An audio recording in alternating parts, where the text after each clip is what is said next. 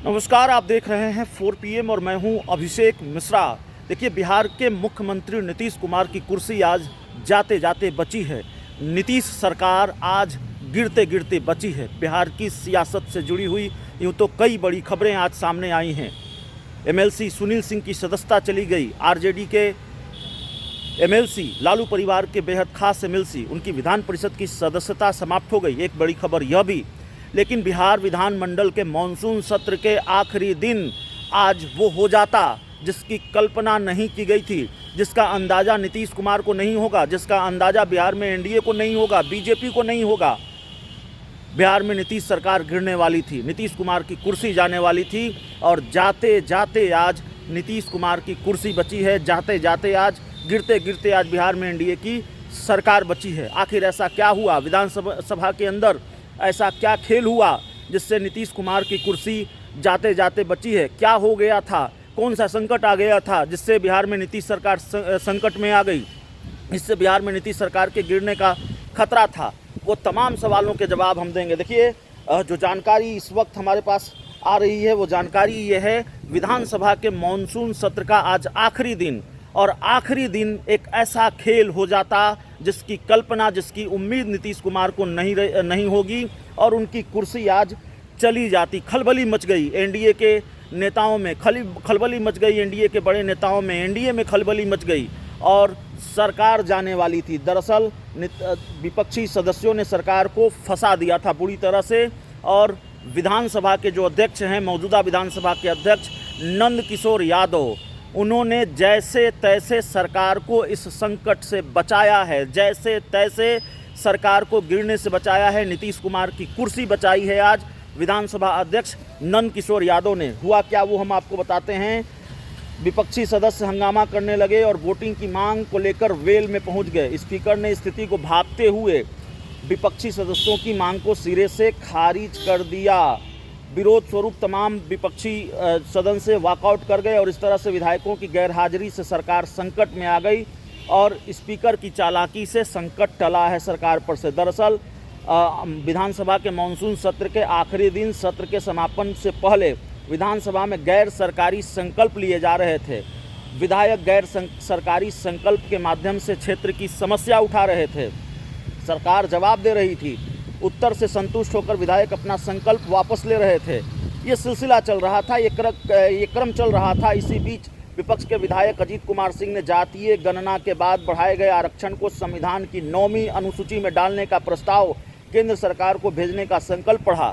सरकार की तरफ से सामान्य प्रशासन विभाग के प्रभारी मंत्री विजय चौधरी ने जवाब दिया। उन्होंने कहा कि हम लोगों ने काफ़ी पहले ही ये प्रस्ताव केंद्र सरकार को भेज दिया है।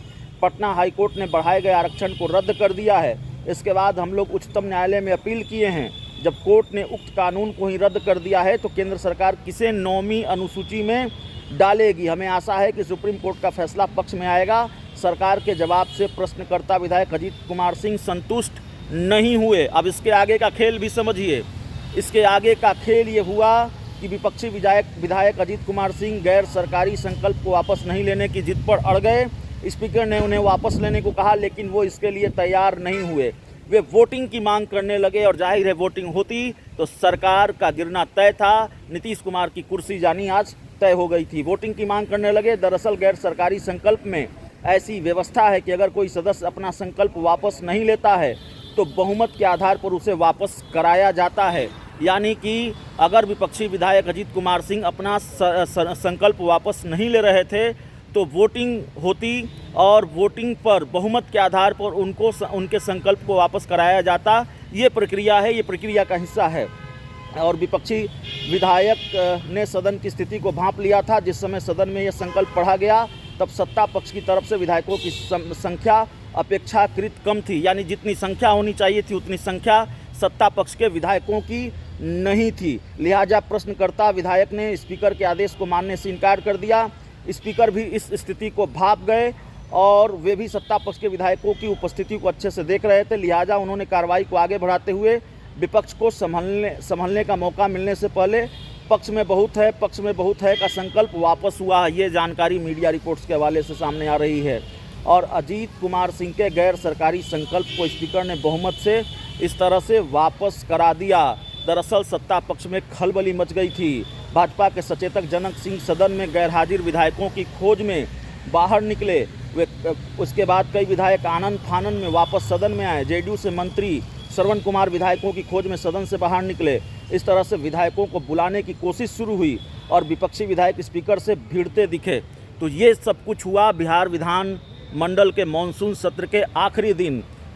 विपक्ष के एक विधायक के खेल ने ऐसी खलबली मचाई बिहार विधानसभा के अंदर, ऐसी स्थिति पैदा हो गई जिससे नीतीश कुमार की सरकार भी चली जाती, बिहार में एनडीए की सरकार भी चली जाती, अगर विधानसभा के स्पीकर नंद किशोर यादव ने स्थिति को संभाला नहीं होता।